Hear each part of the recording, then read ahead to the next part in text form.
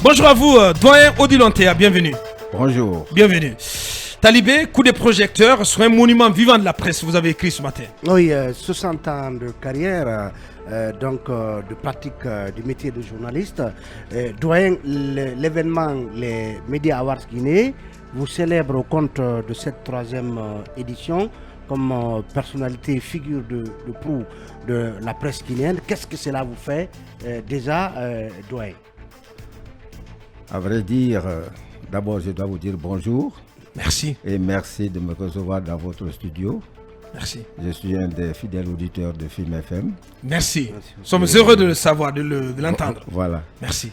Et Abouakar Diallo, qui fait vraiment ce qu'il faut pour que cette radio soit bien écoutée. Merci, Doyen. Voilà. Alors, ce que ça me fait, je suis complètement comblé. Et à vous dire vrai, je n'ai jamais pensé qu'un tel jour serait arrivé dans ma vie. À ce qu'on parle d'Odilon Théa, de la journée Odilon Théa. Et cela me fait vraiment... j'en ai la chair de poule, si vous voulez. C'est comme ça que je ressens.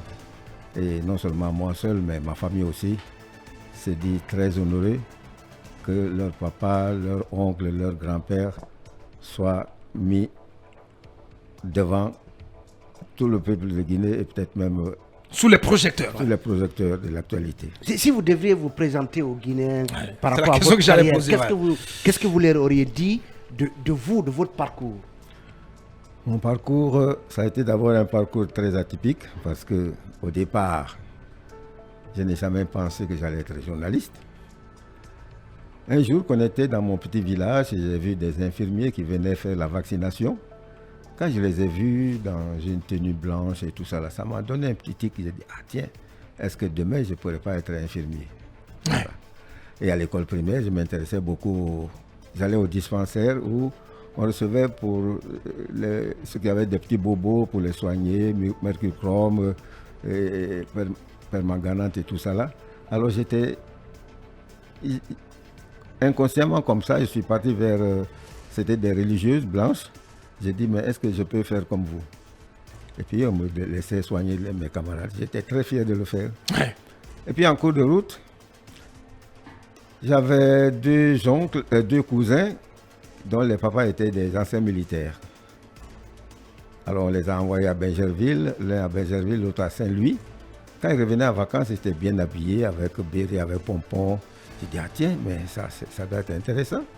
Je vais être enfant de troupe, moi aussi. Et je ne me suis pas empêché d'aller faire le concours à Zérekoré. Et quand j'étais admis, mais à l'interview, j'ai échoué. Parce que tout simplement, mon papa était ébéniste, menuisier. Il n'était pas chef de canton, chef de quartier, chef de village, ni ancien militaire. À l'époque déjà, ça existait. À l'époque déjà, ça existait. Donc pour être enfant de troupe, il fallait être d'un père issu d'une telle exactement, profession. Exactement, c'était comme ça. J'avais bien envie d'aller à Bingerville parce que bon, c'était pas loin de Zérekoré. Bingerville, c'est la Côte d'Ivoire, hein, tout à côté. Bon, qu'à cela ne tienne, et en cours de route, mon papa étant très catholique, très chrétien, m'a proposé d'aller me faire prêtre. Ainsi, là aussi, j'ai fait un test, j'étais admis, c'était déjà au CM1. Je suis parti à Bobo Dioulasso, en Haute-Volta à l'époque. L'actuel Burkina Faso. Voilà, au petit séminaire de Bobo Dioulasso, de Nassau, un petit village à côté, 25 km de Bobo. J'y suis resté, mais malheureusement, là aussi, je n'ai pas eu la vocation, comme on dit. Je n'étais pas élu, ni appelé. Donc, j'ai rebroussé chemin jusque dans mon petit village à Samoué. Et là, comme je n'avais nulle part où aller, les prêtres ont dit, mais au fond, j'avais 17 ans entre parenthèses. Les prêtres ont dit, mais on peut faire de lui un enseignant. Effectivement, il y a une école où l'un des maîtres avait fait une bêtise. Je crois qu'il avait violé une fillette. Il a été renvoyé et on dit, ah tiens, quelle aubaine. Odilon est là, on va l'envoyer là-bas. On m'a envoyé dans ce petit village. C'était un mois de mars. On me donne une classe de CE2. Bon, je reste là, j'enseigne très bien. Je n'étais pas pédagogue, mais quand on te met devant devant la chose, il faut s'y faire. Hein. Oui, il faut s'y faire. Ouais. Bon, alors j'ai devenu enseignant brusquement. Les prêtres même ont trouvé que j'ai enseigné très bien. Ouais. Mais là aussi, ce n'était pas ma vocation. Ouais. Je suis venu donc, après les vacances, je suis venu à Conakry. Mon père m'a dit, mais qu'est-ce que tu vas faire à Conakry? J'ai dit, non, laisse-moi aller seulement, je vais voir ce que je vais faire là-bas. La petite économie que j'avais, j'ai pris mon bus, mon car à l'époque, c'était la Transafricaine. Arrivé à Cancan, j'ai pris le train, on a fait ça au Torail. Ouais. Et je suis arrivé à Conakry. Alors, je suis venu chez un oncle. J'ai dit, je voulais quand même continuer. Hein. Il m'a dit, bon, ce qu'on va faire, on va aller voir Barry Diawadou, le ministre. J'avais une peur bleue au ventre. Ouais. Yara, ce n'était pas si compliqué que ça. Le ministre m'a reçu à bras ouverts. Après, je lui ai raconté ma petite histoire. Il m'a dit, bon, écoutez, il y a une école ici qu'on appelle le séminaire, petit séminaire à Belleville là-bas. Ouais. Sainte-Marie aujourd'hui. Ouais. Il a fait une petite note. Il m'a donné, j'ai amené dans l'établissement. Et puis, on m'a dit, bon, si c'est vrai que vous voulez étudier, on va faire un test. On m'a fait un test. J'étais en classe de 3e année à l'époque, qu'on appelle 10e aujourd'hui. 10e, ouais. C'est là où on passe le brevet. Là. Ouais. Bon. Donc, j'étais encore admis. Et puis, voilà, j'ai continué là-bas. Jusqu'au lycée. Et après le lycée, après le bac, j'étais sélectionné pour être journaliste. Très bien. Je n'en savais rien aussi, journaliste. Bon, qu'est-ce que c'est que ça? Ouais. Mais finalement, on m'a envoyé en formation. On était une trentaine. On a fait venir des enseignants, des professeurs, des formateurs, du moins, de la Suisse, Confédération helvétique. Ils nous ont pris en charge pendant 3 mois. Ils ont enseigné le b.a.-ba. Ouais. Du métier. Du métier. Ouais. Et après, ils nous ont fait aussi un petit test. Là aussi, j'étais admis. Sur 30, on était 9 admis pour la Suisse. Ouais. D'abord, quand cela arrivait, c'était pratiquement une école créée par la Révolution comme un premier essai de formation de journalistes dans le pays. Parce qu'à l'époque, il y avait des gens qui avaient travaillé à la Soraform, l'Afrique d'outre-mer. Et ces radios-là ont formé des gens, bon, pas en tant que tels, mais sous le tas, comme on dit, quoi. Ouais. Alors, c'est de la pensée que, bon, comme le journalisme n'est pas quelque chose qui est utile pour la Révolution, il faut bien former des gens pour mener ce travail. Ouais. Donc, on est parti donc en Suisse, on a été formé à l'université de Fribourg, et voilà. Et vous êtes revenu. Je suis revenu journaliste. Et vous avez commencé à travailler à la RTJ. J'y allais sans être journaliste, je suis venu journaliste. Bien. C'est nous nous étions presque la première promotion en tant que telle, formée pour travailler à la voie de la Révolution comme journaliste. Bien. Voilà. Et ça, c'est depuis 1963. 63. Voilà. Et voilà, 60 ans de carrière. Oui, 60 ans de carrière. Qu'est-ce que vous en retenez, Doyen? Qu'est-ce que vous retenez de ce parcours fabuleux? Bon, écoutez, quand on doit se juger soi-même, c'est un peu difficile. Hein? Ouais. Je retiens que j'ai fait peut-être mon boulot, j'ai fait mon travail, et puis, comme l'appétit vient en mangeant, pendant tout ce temps-là, je me suis fait journaliste. Je suis devenu journaliste et j'avais la conscience que j'étais journaliste. Pour vous, c'est qui le journaliste? Le journaliste, c'est un peu comme disons, le bon cuisinier qui sert de bons plats à ses clients. Parce que le journaliste, c'est celui qui possède cette denrée dont les gens ont souvent envie, c'est-à-dire l'information. Ouais. Ça, je crois que c'est quelque chose de formidable. Ouais. Et quand on a la chance d'y être, vraiment, il faut s'y donner. Bien. Moi, j'ai trouvé que c'était fabuleux que je m'adresse aux gens par ma parole, à travers une radio, à travers un petit poste radio, que tout le monde écoute ce que je dis. Et cette voix d'or. Que tout le monde écoute ce que je dis et accepte ce que je dis. Ça aussi, ça peut... C'est un privilège, c'est un honneur. Franchement, j'appelle ça privilège. Bien, Jaraï, avant-dernière question.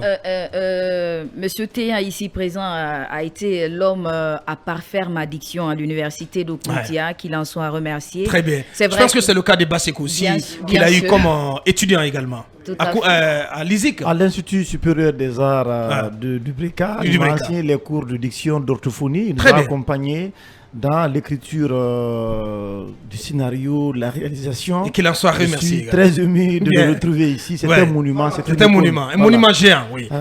Au-delà de toutes vos performances dans ce métier, on vous reconnaît à travers votre diction qui est jugée parfaite. Comment en êtes-vous arrivé là? Puisque le plus souvent, les jeunes journalistes qui arrivent dans le métier ont quand même quelques problèmes à articuler et à prononcer les problèmes de diction. D'abord, quand on nous a sélectionnés pour être des journalistes, il y avait deux catégories. Il y a ceux qui devaient travailler à la presse écrite et il y a ceux qui devaient travailler à la radio. Autrement dit, la voix de la révolution. Et là aussi, il y a eu un test. Il faut faire un test pour être pris pour la radio ou pour être...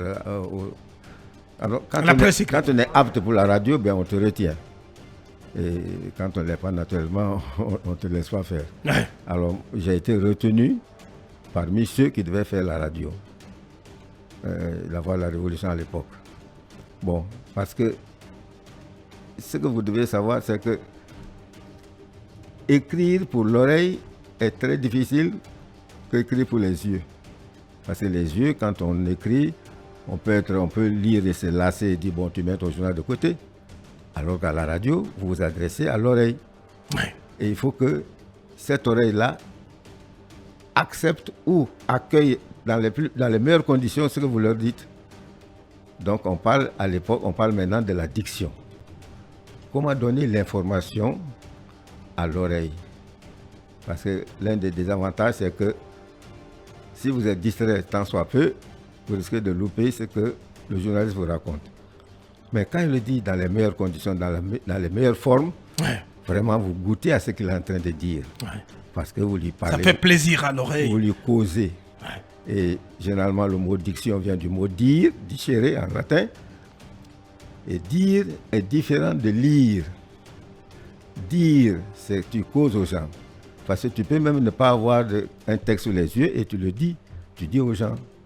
Quand un conteur du village vous conte une histoire, pour que vous goûtiez à ce qu'il vous dit, il faut qu'il le dise de façon, dans les meilleures conditions, ouais, avec la meilleure articulation, ouais, les meilleures toute images, l'esthétique qui va avec. Qui va avec. Ouais. Et c'est pour ça qu'on dit qu'en matière de radio, le journaliste le plus important, celui à qui il faut accorder une grande importance, c'est celui qui présente le journal. Bien dit. Il est capable de détruire ce que les autres ont fait. Ouais. Comme il est capable de le servir avec compétence et professionnalisme. Bien. Peut-être, voilà, on arrive au terme de cette émission, doyen. Le temps fait défaut. Vous êtes célébré aujourd'hui. Vous êtes une icône de la presse guinéenne. Un conseil, et si vous avez un conseil à donner à la nouvelle génération que nous sommes, que diriez-vous en deux mots?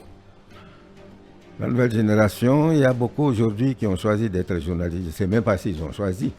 Parce qu'il se peut que ça soit pour un débouché. Parce que je n'ai pas réussi par là, je n'ai pas réussi, je vais là-bas. Et ça aussi, ça ne devrait pas être le cas. Aujourd'hui, quand on veut être journaliste, il faut que ça soit vraiment une véritable vocation. Une vocation. Comme on en dit dès le départ, c'est un privilège. Il n'est pas donné à tout le monde de s'adresser à tout un monde comme ça. Des milliers d'oreilles, des milliers de gens, ouais, des milliers de téléspectateurs. Et ça, c'est le privilège. Mais en y allant, justement, il faut tenir compte que vous allez servir des gens. Vous allez donner des informations des gens. Et que la jeune génération, le journaliste n'est pas celui-là qui se considère comme un épouvantail. Il dit, ah, comme je suis journaliste, partout où je vais, je ferai ce que je veux. Non, il faut travailler avec conscience, avec professionnalisme.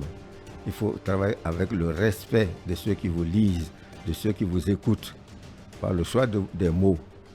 Parce que votre intuition peut vous dire, ah, je vais dire tel mot. Mais si votre intuition vous dit que ce n'est pas bon de le dire, lâchez-le, ne lâchez pas ce mot-là. Bien. Voilà. La conscience professionnelle. La conscience professionnelle. Bien. Aimer le métier et accepter, parce que ça demande beaucoup de rigueur, entre parenthèses. Accepter de se former. Accepter de se former. Très bien dit. Il me reste qu'à vous dire merci, doyen. Grand merci pour tous les services rendus, l'immense service rendu à la nation. C'est moi qui vous remercie et je remercie toutes les personnes qui ont pensé à moi qui font de moi une star. Je ne sais pas si, bien. si j'avais Vous êtes la star du jour. Si j'ai pensé un jour être une star comme ça. Bien. Alors, Vous êtes la star du jour et c'est... Je les remercie. Bien. Et je pense qu'ils vont encore faire d'autres choses plus grandes que ça. Merci bien. Et grand merci à la structure Macom. Grand merci au doyen Odilontea, l'un des célèbres doyens de la presse guinéenne, d'avoir répondu à notre invitation. C'est son jour. Il est célébré par la structure Macom. Macom qui vous donne rendez-vous demain samedi, ici même à Conakry, pour les sacres, les trophées de la presse guinéenne. Ça n'est terminé pour ce samedi, pour ce vendredi. C'est notre dernière partition au compte de cette semaine. Grand merci à nos équipes, Ibrahim Babin Diallo, Ibrahim Assila, à toutes nos équipes, à la régie, à la transmission. On se reprend lundi quand il sera 8h sur Film Guinée. Bon week-end à chez vous. Au revoir.